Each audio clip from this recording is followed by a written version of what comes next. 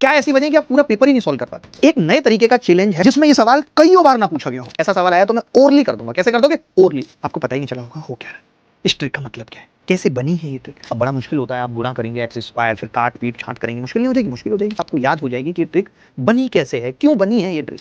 X क्यों नहीं लिख रहे? एक्स दर्द देता है, एक्स पीड़ा है, एक्स दर्द, एक्स तीस है, एक्स आग है, कभी नहीं मिलता। अब 3 को 7 बनाना है तो 3 से भागो, 7 से गुणा।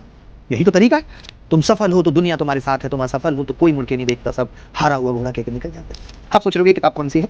ये किताब है आर.एस. अग्रवाल साहब की, एस चांद पब्लिकेशन की। जब हम लोगों ने पढ़ाना शुरू किया था, इसीलिए जिसे आप पूरी सेलेक्ट समझते हो उस पर ना जाने किस किस ने ये किंडा रखा है। आपने कभी पढ़ा इससे सिंपल तरीका? मैं दावे के साथ कहता हूँ आपने नहीं पढ़ा। सेम तरीका, जब कोई छोड़ के जाएगा तब भी लगेगा, कोई जीवन में आएगा तब भी लगेगा, और जब तक पता चलता है तब बहुत देर होती है। सवाल भी ये कह रहा है कि पहले एक्स निकालना पड़ेगा तब आप वाई कमाएं। अगर एक्स कोई हुआ ही नहीं तो वाई कैसे आ जाएगा? इससे आप मान के चलिए कि 2 सवाल कहीं नहीं गए। गाना ऐसा था हैप्पी बर्थडे मनाएंगे, मैं कहता हूं तेरा बर्थडे हैप्पी मनाएंगे। सीधे पता चल गया, रेशियो से डायरेक्ट पता चल रहा है। सोचो, कुछ करना ही नहीं पड़ रहा। आप ऑप्शन से कैसे भी कर ही नहीं सकते, बहुत मुश्किल होगी, बहुत टाइम लगेगा। ऐसे बच्चे जिनके माँ बाप नहीं है या जो फिजिकली हैंडीकैप्ड है, उनके लिए हमेशा हम 0 फीस पे पढ़ाते हैं। आज एसएससी पता है कुछ भी ऐसा नहीं पूछ रहा है जो आप कह सकते हैं मैथ्स के अंदर की आउट ऑफ सिलेबस है। आपने मेंस की भी आंसर की देखी होगी, कोई भी सवाल ऐसा नहीं है आउट ऑफ सिलेबस है। मैं आपसे पूछना चाहता हूं, अगर कुछ भी आउट ऑफ सिलेबस नहीं पूछा जा रहा है तो क्या ऐसी वजह है कि आप फिर भी 100% स्कोर नहीं कर पा रहे? स्कोर छोड़ दीजिए, क्या ऐसी वजह है कि आप पूरा पेपर ही नहीं सॉल्व कर पाते? आपने मेंस के बहुत सारे बच्चों से सुना होगा, यार कुछ क्वेश्चन छूट गए, टाइम कम पड़ गया। अब तो एसएससी ने एक और पंगा करा। सीपीओ के एग्जाम में आपने देखा कि उन्होंने कहा कि अब आपको टाइम भी सेक्शनल मिलेगा, यानी 30 मिनट में 50 सवाल करने होंगे। तो एक नए तरीके का चैलेंज है मैथ्स के अंदर कि आपको दिए गए टाइम में, अगर आप प्री का एग्जाम दे रहे हैं तो 15 मिनट में 25 सवाल या फिर 30 मिनट में 50 सवाल कैसे आप कर पाए। यानी चैलेंज है कि अब आपको ऐसे तरीके सीखने पड़ेंगे जो सवाल को कम वक्त में उत्तर तक पहुंचा देते हैं। आप वो पुराने घिसे पिटे तरीकों से सफल नहीं हो सकते। क्यों नहीं हो सकते? क्योंकि वो तरीके ऐसे आपके दिमाग को थका देंगे, आप पूरा पेपर कर ही नहीं पाएंगे। नमस्कार, मैं अभिनय, आप सबका स्वागत करता हूं अभिनय मैथ्स पे। कैसे हैं दोस्तों? उम्मीद करते हैं अच्छे होंगे और आपकी तैयारी भी अच्छी चल रही होगी। अपकमिंग एग्जाम, यूपीएसआई का एग्जाम आने वाला है, रेलवे के एग्जाम आने वाले हैं और एसएससी के बहुत सारे एग्जाम आने वाले हैं। मैं जो आज की क्लास में पढ़ाने वाला हूं एक कंसेप्चुअल ट्रिक, मैं दावे के साथ कह सकता हूं कि शायद ही कोई ऐसा एग्जाम बचे जिसमें इस पे सवाल ना आए। आएगा ही आएगा। मैं भी कई सारी किताबें उठा के देख रहा था, तो ऐसा कोई एग्जाम मुझे नहीं दिखा जिसमें यह सवाल कईयों बार ना पूछा गया हो। कईयों बार ये सवाल पूछे गए लगातार। आप सोच रहे हो ये किताब कौन सी है? ये किताब है आर.एस. अग्रवाल साहब की, एस चांद पब्लिकेशन की। जब हम लोगों ने पढ़ाना शुरू किया था तो कोई किताब एप्टीट्यूड की आती नहीं थी, बस एक ही नाम था, आर.एस. अग्रवाल पढ़ लो। पहले तो ये किताब बड़ी छोटी सी हुआ करती थी और इस किताब का इतना क्रेज था कि अगर आप प्लेसमेंट की तैयारी करो, बहुत सारे बच्चे प्लेसमेंट की तैयारी करते हैं, उनको कोई शॉर्ट ट्रिक नहीं सीखनी। बहुत सारे बच्चे एमबीए के किसी एग्जाम की तैयारी कर रहे हैं जिसमें वक्त पूरा होता है, तो उस टाइम ये किताब बहुत फेमस थी। हम लोग पढ़ते थे, देखते थे कि सवाल कैसे हैं। आज भी अगर कोई बच्चा प्लेसमेंट की तैयारी कर रहा है, हमें देख रहा है, या कोई ऐसा बच्चा जिसके यहाँ टाइम कॉन्स्टेंट नहीं है, टाइम का कोई कंसर्न नहीं है कि कम वक्त में करना है और उसको सिर्फ मैथ्स जाननी है, उसको जानना है कि सवाल क्या होता है और क्या पूछा जाता है और क्या कह रहा है, तो वो आज भी आर.एस. अग्रवाल की बुक्स फॉलो कर सकता है। और सिर्फ सवाल आपको यह जानना है कि सवाल का मतलब क्या है, तो वो इसके सॉल्यूशन से आपको पता चल जाएगा। तो आप ले सकते हैं, डिस्क्रिप्शन में लिंक दिया हुआ है। अगर आपका मन है ये किताब पढ़ने का तो जरूर पढ़ सकते हैं, जहां पे आपको हर एग्जाम के अलग अलग सवाल मिलेंगे और फिर उनके सॉल्यूशंस भी अवेलेबल हैं जो बताएंगे कि सवाल क्या कह रहा है। तो चलिए शुरुआत करते हैं आज की क्लास की, बहुत मजा आने वाला है। आज की जो ट्रिक है वो प्रोपोर्शनल की ट्रिक है। प्रोपोर्शनल आपने देखे होंगे, इस तरीके के सवाल पूछे जाते हैं पेपर में कि 4 संख्याएं हैं, 5, 19, 7, 25 में से प्रत्येक में क्या जोड़ा जाए ताकि वो अनुपातिक बनाया जा सके। अब आप देखेंगे कि मैं इस सवाल को कुछ एक सेकंड में करूंगा, आप कहेंगे मेरे को समझ में नहीं आया। मैं उस ट्रिक के पीछे की, कंसेप्चुअल ट्रिक है, डायरेक्ट ट्रिक नहीं है, ट्रिक के पीछे की पूरी थ्योरी बताऊंगा, ये ट्रिक बनी कैसे, और उसके बाद 8-9 सवाल कराऊंगा और उसके बाद आज आप इतने एक्सपर्ट बन जाएंगे, आपको लगेगा ऐसा सवाल आया तो मैं ओरली कर दूंगा। कैसे कर दोगे? ओरली। ओरली समझते हो? जैसे ओखली होती है, धान कूटे जाते हैं, वैसे ओरली होता है। तो तैयार है मैडम आपने? तासा शुरू करते हैं। देखो भाई मजा आएगा। आपको यार ये कैसे बनी, ऐसे थोड़ा बताओ। जैसे संख्या लिखी हुई है 5, 19, 7 और 25। सबसे बड़ी होती है जब मैं कोई कंसेप्चुअल ट्रिक सिखाता हूं तो मेरी कोशिश होती है कम से कम लिखना पड़े। आप बताइएगा अभी कि आपने इससे पहले इन सब चीजों के प्रूफ जाने थे, आप ये जानते थे या नहीं जानते थे, कमेंट करके जरूर बताइएगा। ठीक है, कुछ भी नहीं है, बहुत सिंपल है। आपको क्या करना है, मिस्टर ऑन राग, ऑन राग आप देखिए, 7 में से आपने 5 को घटाया, कितना आ गया जी? 2 रेशियो। आपने 25 में से 19 को घटाया, कितना आ गया जी? 6। 2:6 आ गया। बस आपको कुछ नहीं करना है, आपको कुछ करना ही नहीं है। देखो फिर क्या करना है, आपने देखा कि जी 5 और 19 का जो अनुपात जिसको हमें कह रहा है समानुपात बनाने की, वो 5-19 में कितने का गैप है? तो आप कहेंगे कि जी 14 का गैप है, 14 का, तो ये 14 का गैप मुझे यहां बनाना है। तो आपने कहा पहले मैं ये रेशियो को सॉल्व कर लेता हूं। ये रेशियो है 1 और 3 का। तो गैप कितने का है? आपने कहा 2 का। मैंने कहा बनाना तो 14 का है, तो आपने कहा 14 से गुणा कर लो। 14 और 14 तिया 42। अब कोरिया का बच्चा बता सकता है। कौन सा बच्चा बता सकता है? कोरिया का। मैंने सही किया, मैंने कुछ गलत तो नहीं किया। 7 में से 5 गए, 2 बचा। 25 में से 19 गए, 6। 1:3, ये 2 है, तो यहां पे आएगा 7 तिया 21। 14 बनाना था ना हमें। 5 और 19 का गैप कितना है? 14। तो 7 से गुणा करनी थी, तो ये होगा 7 और 7 तिया 21। ये होगा 14 बनाना, तो 7 से गुणा करनी थी। अब आप देख के बता सकते हो कि 5 में क्या जोड़ें कि 7 बन जाए, तो आपने कहा 2। आपका मन है 19 में क्या जोड़ें कि 21 बन जाए, तो 2। तो 2 इस सवाल का उत्तर हो गया। मैं मानता हूं आपको कुछ भी समझ में नहीं आया होगा, आपको पता ही नहीं चला होगा हो क्या रहा है, इस ट्रिक का मतलब क्या है, कैसे बनी है ये ट्रिक। तो 2-3 बातें पहले आपको बताता हूं। मैं समझ गया, मैं मानता हूं कुछ भी समझ में नहीं आया, लेकिन जादू सा लगा ना कि कितना अच्छे से आंसर आ गया, पता ही नहीं चला, कुछ करना नहीं पड़ा। तो पहले आप समझिए प्रोपोर्शन का मतलब क्या है। कब कहा जाता है कि संख्याएं प्रोपोर्शन में है? कब कहा जाता है ये समझिए। कब ये कहा जाता है कि संख्याएं प्रोपोर्शन में? देखिए, कोई मुझे अगर ये कह दे कि ABCD are in proportion, ABCD समानुपात में है। समानुपात की हिंदी से ही पता चल रहा है समान अनुपात। क्या पता चल रहा है? समान और अनुपात। तो मैंने कहा अगर ABCD प्रोपोर्शन में है, इसका मतलब ये कह रहा है कि भैया A और B का अनुपात, A और B का अनुपात बराबर होना चाहिए C और D के अनुपात के। प्रोपोर्शन का मतलब ये होता है। प्रोपोर्शन का मतलब होता है कि A और B का अनुपात C और D के अनुपात के बराबर होगा, तो हम कहेंगे प्रोपोर्शन है। यानी उस सवाल में बेसिकली हमसे ये कह रहा था, ये मैं ट्रिक अभी यहीं लिखी रहने देता हूं और दूसरे पेज पे समझाते हुए चलूंगा, ताकि हम ट्रिक का प्रूफ जान जाए। ठीक है, अब आप कहेंगे कि जी ये सवाल क्या कह रहा था? अब आप कहेंगे ये सवाल कह रहा था महाराज कि इन सब में मैं क्या जोड़ूं कि ये प्रोपोर्शन में आ जाए। यानी आप कह रहे थे कि 5 में जी आपने x जोड़ा, और फिर आपने 19 में x जोड़ा, और फिर ये किसके बराबर आ गया? 7 प्लस x और 25 प्लस x। मैंने ऐसा क्यों कहा? क्योंकि सवाल में खुद ये कहा गया है कि इन सारी संख्याओं में कुछ जोड़ दीजिए। यानी इन सारी संख्याओं में कुछ जोड़ दूंगा तो ये संख्याएं कैसी हो जाएंगी? 5 plus x, 19 plus x, 7 plus x, 25 plus x are in proportion. अब गारंटी है कि ये प्रोपोर्शन में है। अब गारंटी है कि ये प्रोपोर्शन में है। ये यही कह रहा है कि अगर मैं इसमें x जोड़ दूं तो ये प्रोपोर्शन में आ जाए। अब ये x मुझे निकालना है। अब बड़ा मुश्किल होता है, आप गुणा करेंगे x स्क्वायर, फिर काट पीट छांट करेंगे, मुश्किल नहीं हो जाएगी? मुश्किल हो जाएगी। फिर आपने एक प्रोपोर्शन की प्रॉपर्टी पढ़ी होगी, कितने लोगों ने पढ़ी है, कि अगर कोई ये कह रहा है कि a बाई बी बराबर है c बाई डी के, अगर कोई ये कह रहा है कि a बाई बी बराबर है c बाई डी के, तो ये बराबर होगा इन दोनों के सम के, यानी a प्लस सी बटे बी प्लस डी के, या फिर इनके अंतर के बराबर होगा। कितने लोग जानते हैं? जो लोग नहीं जानते वो आज सीख जाएंगे। मैं एग्जाम्पल भी बता देता हूं। आपने कहा कि जी 1/2 बराबर है 2/4 के, है या नहीं? ये तो जानते हैं, मैंने 2 से गुणा किया। रेशियो की ये प्रॉपर्टी होती है कि आप रेशियो को ऊपर नीचे किसी भी सेम संख्या से गुणा करो तो रेशियो नहीं बदलता।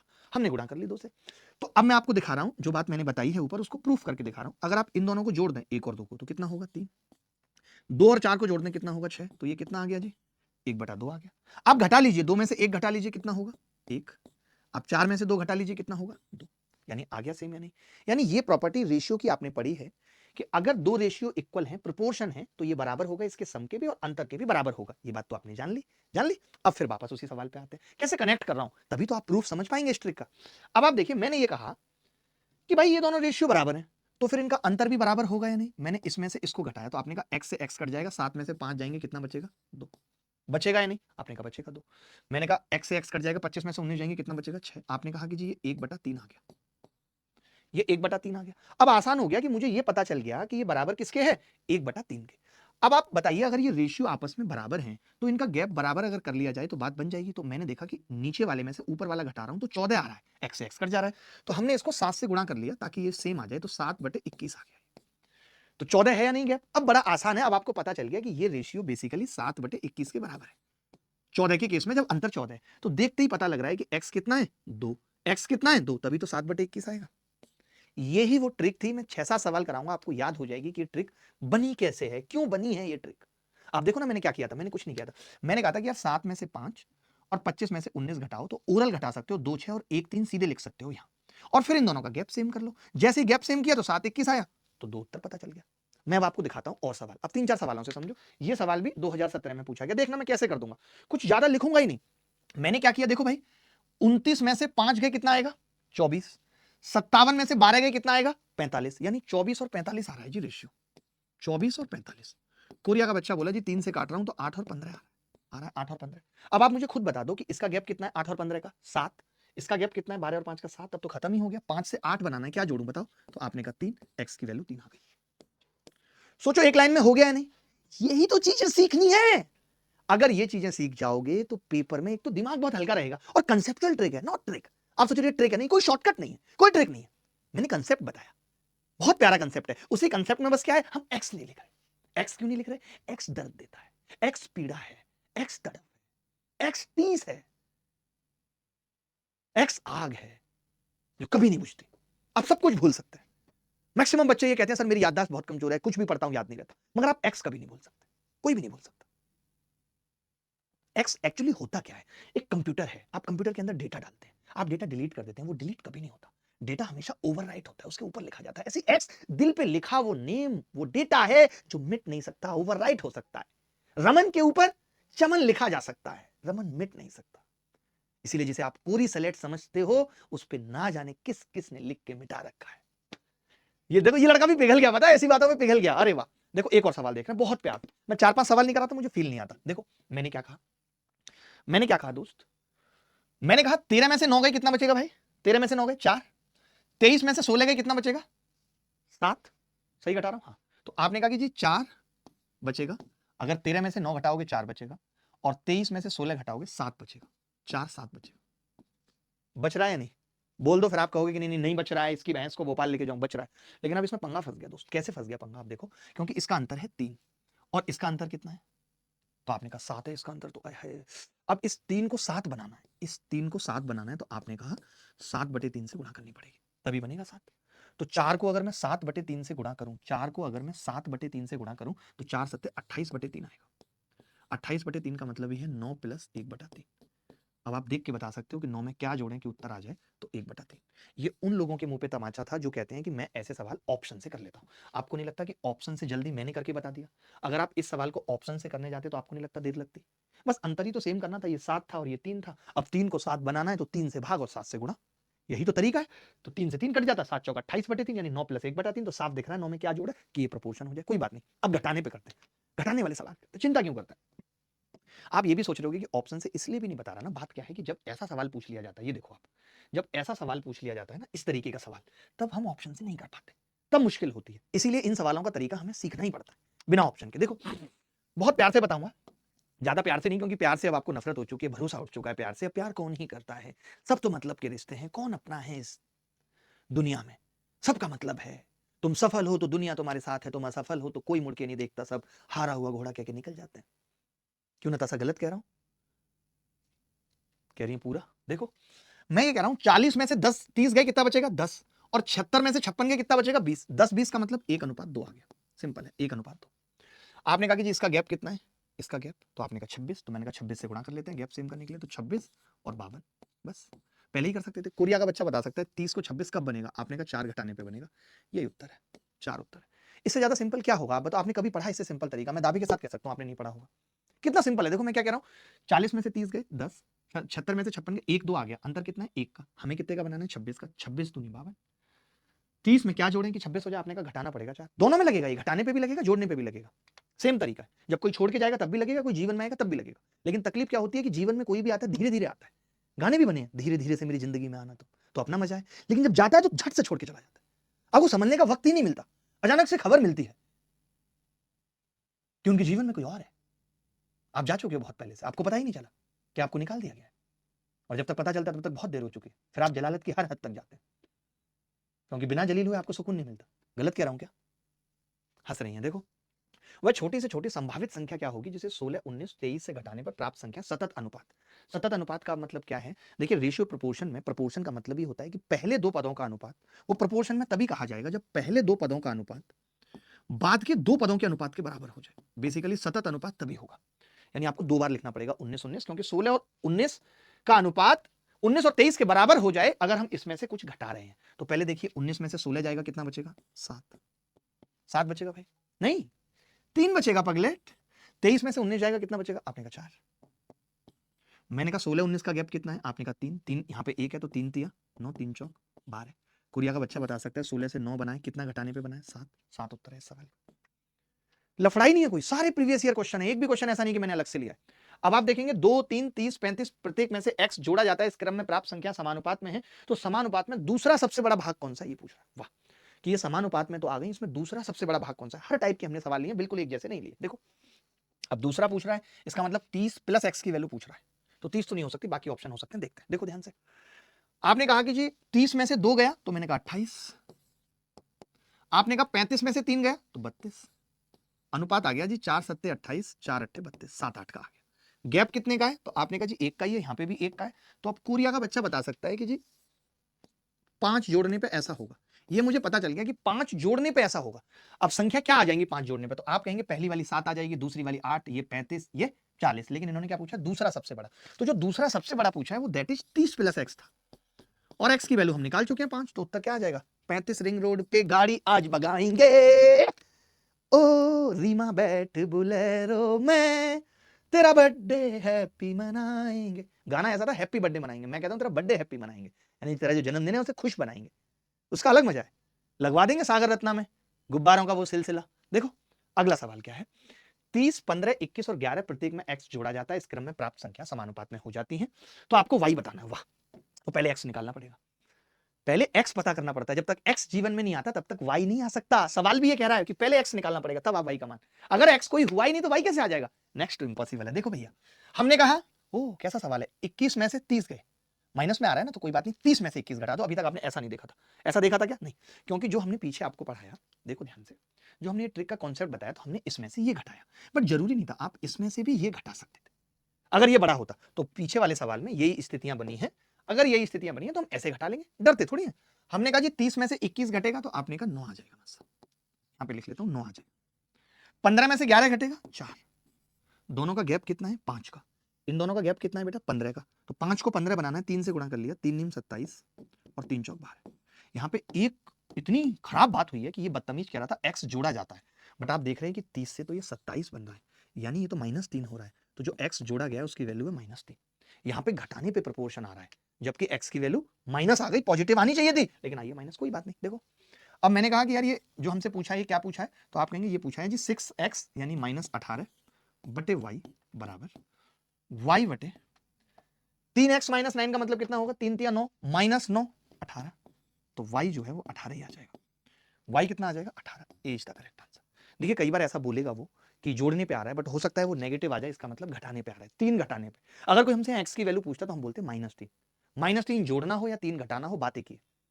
देखो x को 29, 31, 7 और 8 प्रत्येक में जोड़ा जाता है, इस क्रम में प्राप्त संख्या समानुपात में है। सेम सवाल है। तो मैंने क्या किया, 29 में से 7 घटाया, कितना आ गया? 22। 22 आ गया। 31 में से 8 घटाया, कितना आ गया? 31 में से 8 घटाऊंगा, कितना आएगा? 23 आएगा। 23। आपने कहा इनका अंतर 1 है। मैंने कहा अंतर कितना बनाना है? आपने कहा अंतर बनाना है चाहे तो इसको बना लो, इन दोनों का भी 1 है, इन दोनों का 2 है। तो मैंने कहा अब आप थोड़ा सा समझदार हो रहे हैं, तो मैं ये कह रहा हूं जरूरी नहीं है कि यही वाला अंतर बनाना है, आप यहां से भी निकाल सकते हैं। तो यानी आपने यहाँ पे देखा कि यहाँ पे तो अंतर ऑलरेडी 1 है, यहाँ पे भी 1 है, तो आप सीधे कह सकते हो 8 में कितना जोड़ने पे आ रहा है जी? 15। अगर आप इसके हिसाब से करते 2 बनाते तो 22 दूनी 44 आता। तो फिर 29 44 कब बनेगा? जब 15 जुड़ेगा। तो मुझे जरूरी नहीं है कि मैं इसी के अंतर को सेम बनाऊंगा, मैं इसके अंतर को भी सेम बना सकता हूं। आपको तो ट्रिक का मैंने कॉन्सेप्ट भी बताया है ना, तो उस कॉन्सेप्ट को दोबारा देख लेते हैं। ये लो, मैं ये कह रहा था आपने 7/21 इसके हिसाब से करा है, अगर आप 7/25 इसके हिसाब से कर लेते तो इसका अंतर कितना है? 18। तो आप 18 बना लेते 9 से गुणा करके, तो 9 से गुणा करते तो ये आता 9 बटे, अरे 9 से गुणा करते तो 9/27 आता। तो 9/27 में x कितना होता? 2। तो यहां से भी कर सकते हैं, जरूरी नहीं है कि यही अंतर सेम करना है, इससे भी तो x निकाल सकते हैं। तो यही चीज मैंने यहाँ पे की है बेटा, कि यहाँ पे मैंने सीधे देख लिया इनका अंतर ऑलरेडी है, इनका भी एक, तो x 15 आ गया। अब x 15 आ गया तो 15 पंजे 75 बटे वाई। बताइएगा जरूरी आपने कभी इस तरीके से सवाल किए हैं नहीं किए? बटे वाई। और 15 दूनी 30 में से 3 गए, 30 में से 3 कभी नहीं गए, 27। तो मैं समझ गया दोस्त कि एक तो 9 आएगा ऑप्शन में, एक ही में 9 आ रहा है, B is the correct answer. 9 आएगा और बी एक ही में आ रहा था, तो करेक्ट आंसर हो गया। अच्छा आपको ये बातें पता है, इस पे भी सवाल आते हैं, इसलिए मैं आगे बढ़ रहा हूं। कैसे? प्रोपोर्शनल कितने लोगों को पता है कि अगर दो संख्याओं का मीन प्रोपोर्शनल निकालना हो तो अंडर रूट ए बी होता है? मैं आपके 3-4 सवाल पक्के करके जा रहा हूं, मजाक नहीं है, छोटा वीडियो जरूर है। थर्ड प्रोपोर्शनल क्या होगा? थर्ड प्रोपोर्शनल होगा बी स्क्वायर अपॉन ए, और तीन संख्याओं का फोर्थ प्रोपोर्शनल क्या होगा? बी सी अपॉन ए। ये आपको याद रखना है। इससे आप मान के चलिए कि 2 सवाल कहीं नहीं गए। एक सवाल तो मतलब आना ही आना है किसी भी एग्जाम में, मैं दावे के साथ कह सकता हूं। चलो भाई, अब आपने कहा कि एक प्रत्येक में जोड़ा जाता है तो ये संख्या समानुपात में हो जाती है, तो इनका मीन प्रोपोर्शनल बताना है। अब इस सवाल को आप ऑप्शन से नहीं कर पाते, क्यों? क्योंकि आपसे जो पूछा है बेसिकली वो ये पूछ लिया, मीन प्रोपोर्शनल मतलब आपसे पूछ लिया a-1 और 5a+6 पूछ लिया आपसे, यही तो पूछ लिया। अब इसके लिए ए पता होना जरूरी है।